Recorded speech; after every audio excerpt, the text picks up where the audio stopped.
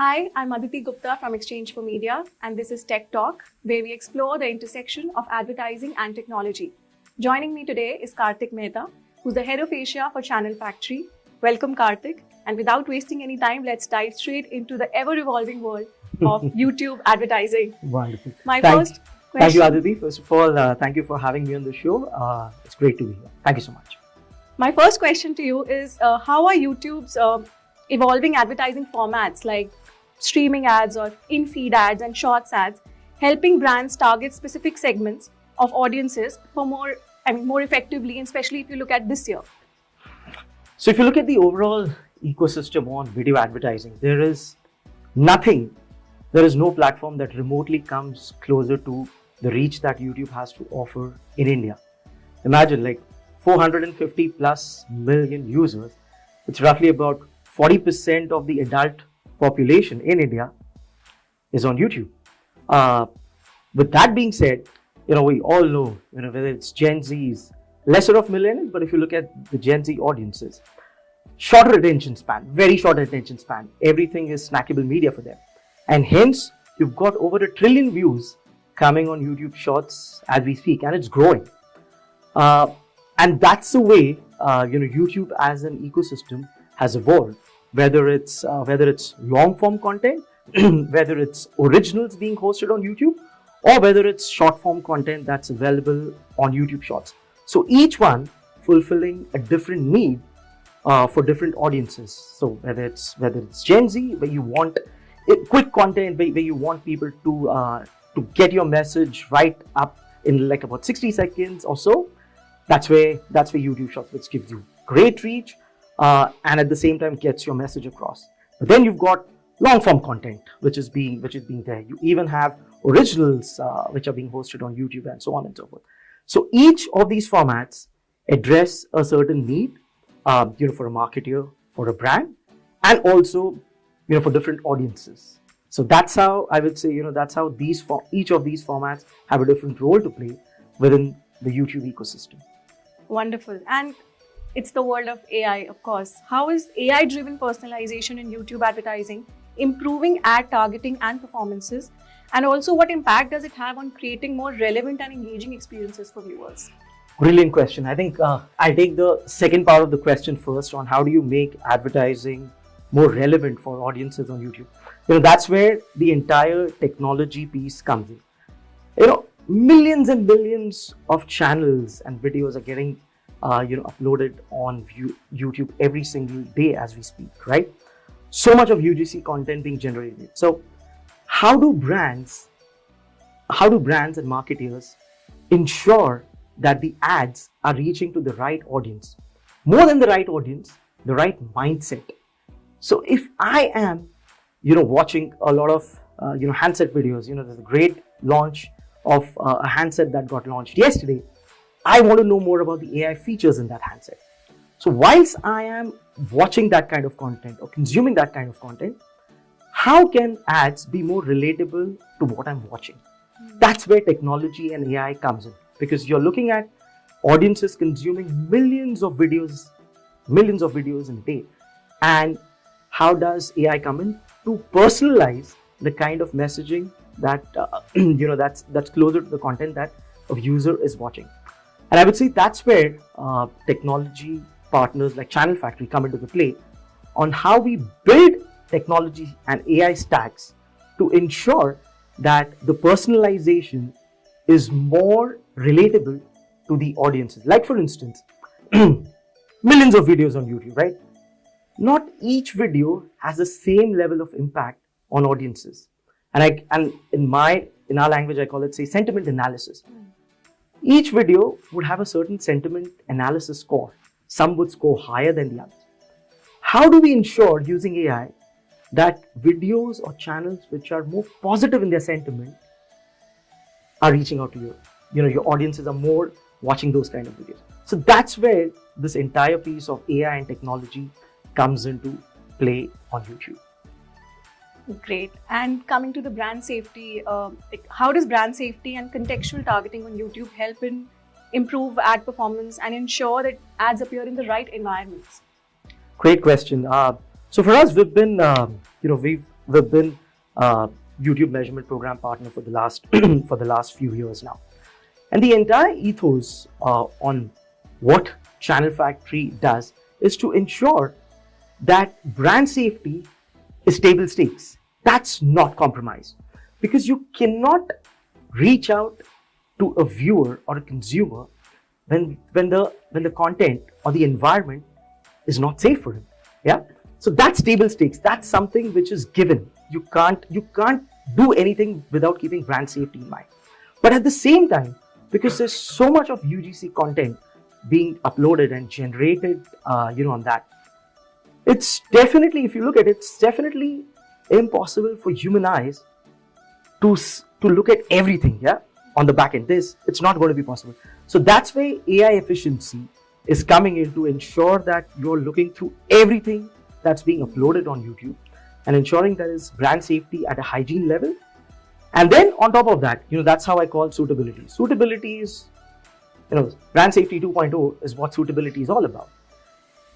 And suitability rests in the hands of the brand or the marketer. What kind of content does a brand want to align itself into? The brand values need to echo what the content is. And if it doesn't, it's not suitable. So it is in the hands of the brands to understand what kind of content, what kind of creators, what kind of categories do they think aligns with their brand values and put their ad dollars in it. Unfortunately, from my lens, when I look at India, we're still not up there. We're still not up there in terms of brands understanding. I'm sure brands understand what their brand values stand for, but how do those brand value, sync up with the content that's available there on YouTube? That's the missing piece which is there even today. Because here in India, it's a price game, right? So I want this to come to me at the cheapest price. Okay, but what are you compromising on? Are you compromising on your brand values? The problem there is long-term brand erosion. Yeah, and brand loyalty suffers because of that. And that's a problem. That's a problem here. Okay. That brings me to my next question. It's around, this is a world of social media, and if we talk about brands advertising, they just don't want to stick to one platform. So how can brands effectively manage cross-platform advertising campaigns across YouTube, Meta, and other social media platforms to reach a wider audience and get better results? Excellent one. So, as we said, we all consumers. We're all consumers, right? I might be in a mood to watch series right now, as here, but maybe in the evening, I want to switch preferences. I want to watch something else. I want to consume something else. At night, maybe I want to go to a platform and I want to have social interactions. So again, very diverse, diverse preferences that consumers have. And how can brand be a part of each of these viewership trends that are happening across in the life of a consumer? And that's where each platform has a different role to play, the consumer's life. Whether it's laid back experience in the living room, you've got the OTT play there, or you've got people that are just wanting to lay back and watch certain content. But when you have to lean into, read something, interact with something, then that's a different kind of platform and a different kind of use case. That's available. And my take is definitely there's a host of platforms that are available for brands to invest their dollars in, to reach out to the audiences. But then again, it's all about what the preferences of the audiences are, what's the use case for each of these platforms in the consumer's life, and how do brands play a role in all these platforms. So definitely, one platform will definitely be preferred over the others, but each one has a role to play, and each one has its own nuances and advantages and disadvantages. Absolutely. But out of curiosity, which platform do brands mostly opt for? We want to definitely be here, if not there. See, the way I see it from my lens, and this might look to be slightly more skewed or a biased answer. But data suggests today it's pretty much video. It's pretty much video where the eyeballs are. It's pretty much video where people want to consume content, whether it's short form, mid form, long form, whatever it is. So it's pretty much the world's moving or has already moved towards the video platforms. And as I said at the beginning of our conversation, if it's video, it's got to be YouTube. I'm sure there's a second or a third, but when it comes to the first player, I think it has to be video by default. There is no other option. Okay, so now you've told us your preference and brand's preference also, it's clearly YouTube. Let me ask you, what metrics are being used to measure and improve the performance on YouTube? So see, different categories of brands would have different measures in terms of how they measure effectiveness, return of investments, going say on a platform like YouTube. But by and large, because of the user base that I spoke about at the beginning of the conversation, it's reach. How do you reach out to the audience at the right moment, at the right time, in the right kind of content category, and so on and so forth. So by and large, we are looking at reach as more or less as your primary KPI. But then, along with reach, you would have heard of, money is flowing to performance also. Reach is great, but then how does it translate into ROI? How is reach translating into views? How are views translating into engagement? How is engagement translating into purchase intent? And how is purchase intent trying to actual purchase? So that's the entire funnel, how brands would look at the ultimate ROI that they get from each platform. But by and large, reach first, views next, and everything else comes thereafter. Great. This brings me to my last question now, and there is so much buzz about connected TV advertising also now. So how is YouTube playing a role, and what role is it playing in the future of CTV advertising, and how does this year look like to you? So to me, as I said, CTV is more a laid back.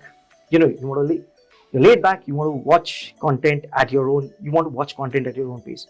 But research was conducted, and you'd be surprised that there's a lot of YouTube shorts being watched on CTV. Now, that is not what CTV was supposed to do, right? CTV was more laid back experience. I'm in my living room. Okay, that's where I want to watch CTV. But then there's a lot of shorts being consumed on CTV as well. So having said so, there's a fundamental mindset shift that's happening with consumers also, where they're wanting to watch content on CTV, whether it's long form, whether it's series, whether it's movies, or whether it's just short form content when they are in the living room. And to me, I would say today YouTube is TV, because there's so much of content being consumed on YouTube, whether it's short form or whether it's series or whether it's the originals. To me, that's the de facto today. YouTube is TV today. Absolutely. Thank you so much, Kartik, for such an engaging and insightful conversation with you. Thank you for taking out the time for us. Thank you so much, Aditi. Looking forward to speaking to you again soon. Wonderful. It was great. I wish the interview could have lasted longer, but thank you so much. Thanks for your time. It was lovely. Thank you so much.